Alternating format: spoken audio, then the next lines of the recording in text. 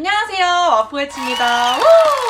네, 오늘은 공기업 준비하시는 분들을 위해서 NCS에 대해 알아보려고 합니다. 그 전에 제가 뭐하는 사람이길래 NCS에 대해 여러분들에게 말씀드리는지 궁금하시겠죠?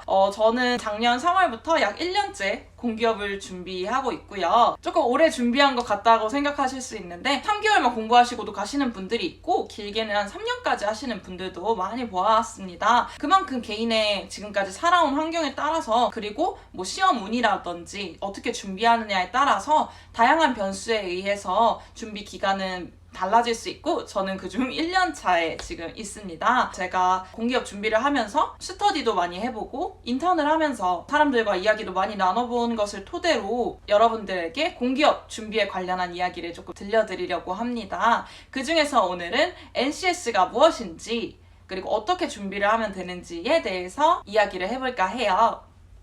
우선 공기업을 준비하신다면 대부분 직업기초능력평가 NCS와 직무능력평가를 준비하시게 될 거예요. 거기에서 직무능력평가는 전공에 관련된 것이고 직업기초능력평가인 NCS는 10가지 파트로 구분이 됩니다. 그 중에서 주로 많이 나오는 파트가 의사소통 능력, 수리 능력, 그 다음에 문제 해결 능력 이렇게 3가지입니다. NCS 시험 유형이 딱 정해진 것은 아니지만 공기업 준비생들 사이에서는 크게 2가지 정도로 분류를 합니다. 첫 번째는 모듈형, 두 번째는 피셋형 혹은 휴노형이라고 합니다. 우선 모듈형의 경우는 산업인력공단 홈페이지에 보면 NCS 모듈이란 게 있습니다. 그래서 앞서 제가 말씀드린 의사소통 능력과 수리 능력, 문제 해결 능력을 포함한 10가지 영역에 대해서 기본 모듈 그러니까 매뉴얼처럼 나와 있어요. 거기에 나와 있는 이론을 위주로 공부해서 암기를 통해 풀 수 있는 그런 종류의 시험을 공기업 준비생들 사이에서는 모듈형 NCS라고 합니다. 모듈형으로 시험을 보는 대표적인 회사 같은 경우는 서울교통공사 그리고 부산교통공사 등이 있을 수 있겠네요. 그 다음에 피셋형 또는 휴노형이라고 불리는 유형의 문제들은 산인공 매뉴얼 암기를 통해서 풀기보다는 기본적으로 가지고 있는 지식을 이용해서 그 자리에서 풀어야 하는 암기가 거의 필요하지 않은 시험 유형을 말합니다. 그래서 왜 피셋형, 휴노형이라고 부르게 됐냐? NCS의 수리 영역 같은 경우 피셋의 자료 해석 파트로 공부를 하시는 분들이 굉장히 많이 있습니다. 저도 약간 그거를 풀면서 도움을 받았고요. 그래서 아마 피셋형이라고도 부르는 것 같고 휴노형이란 말은 왜 나왔냐면 저희가 최근 시험 중에 코레일이 대표적으로 휴노형, 피셋형 문제를 내는 기업인데요. NCS 10가지 영역 중에서 문제 해결, 의사소통, 수리 능력 이렇게 3가지 영역을 50문제를 출제하게 되는데 NCS 시험을 회사에서 직접 출제하는 것이 아니라 출제 대행사에서 문제를 내줍니다. 코레일에서는 휴노와 계약을 해서 시험을 최근에 봤었는데요. 그 출제 대행사인 휴노에서 출제하는 것과 비슷한 유형의 문제를 묶어서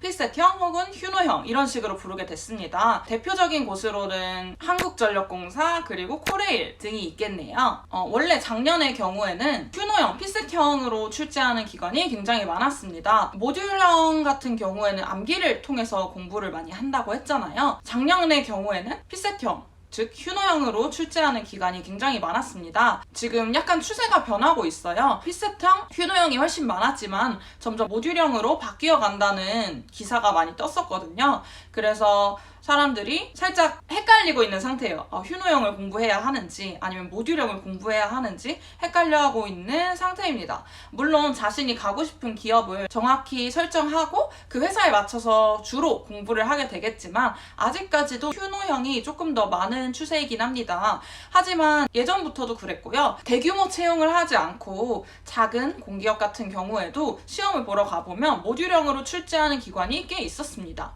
그래서 사실 어떻게 앞으로 준비를 해야 될지는 상황을 조금 지켜봐야 할 것 같습니다. 그래서 공부 방법의 경우 모듈형 같은 경우는 산인공의 매뉴얼의 암기를 기본 베이스로 깔고 가야 하게 됩니다. 근데 산업인력공단 홈페이지에 들어가 보시면 알겠지만 매뉴얼이 굉장히 양이 많아요. 그래서 모듈형을 베이스로 출판사에서 요약집으로 낸 책이 NCS 기본서라고 합니다.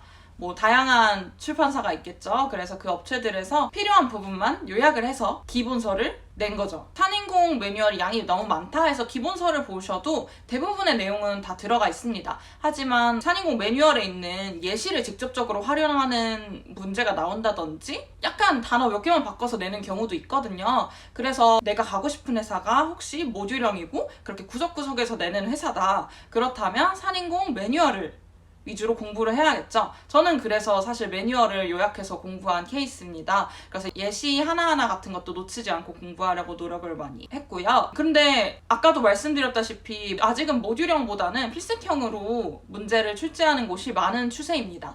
그래서 항상 모듈형을 잡고 있을 수는 없고 그 모듈형으로 출제하는 회사가 떴을 때 일주일에서 한 달 정도 짧게 공부를 하시는 분들이 많아요. 그래서 어떤 것을 얼마나 공부해야 되는지는 자기가 원하는 회사에 맞춰서 공부를 하시면 될 것 같습니다. 저 같은 경우는 가고 싶은 회사가 있어서 그 회사가 뜨기 한 2달? 3달 전부터 모듈형을 공부를 시작을 했고 그 외에는 전공과 필셋형 공부에 골고루 분산을 해서 공부를 하고 있었습니다. 자, 그럼 필셋형은 어떻게 공부를 하면 될까요?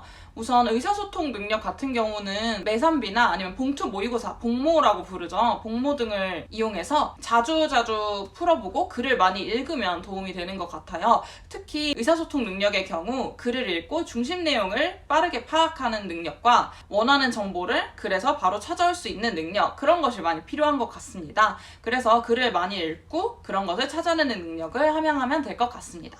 그리고 수리 능력 같은 경우는 다양한 방법이 있을 수 있어요. 그 중에서도 필셋 자료 해석 파트를 풀어본다든지 아니면 이것도 역시 복모를 풀어보고 리뷰하는 과정에서 푸는 방법을 알아간다든지 그런 방법을 많이 이용하고 있습니다. 그 다음에는 문제해결 능력. 문제해결 능력의 경우는 봉투 모의고사 풀어보고 리뷰를 사람들과 많이 했던 게 도움이 많이 됐던 것 같습니다. 그래서 그런 식으로 스터디를 하면서 주로 진행을 했던 것 같아요. 네, 그럼 이렇게 해서 오늘은 NCS가 무엇인지 그리고 그것을 공부를 어떻게 하면 좋을지 방향에 대해서 이야기를 해보았는데요. 도움이 많이 되셨나요? 도움이 되셨다면 좋아요와 구독 버튼 꾹꾹 눌러주세요. 네, 그럼 감사합니다. 안녕!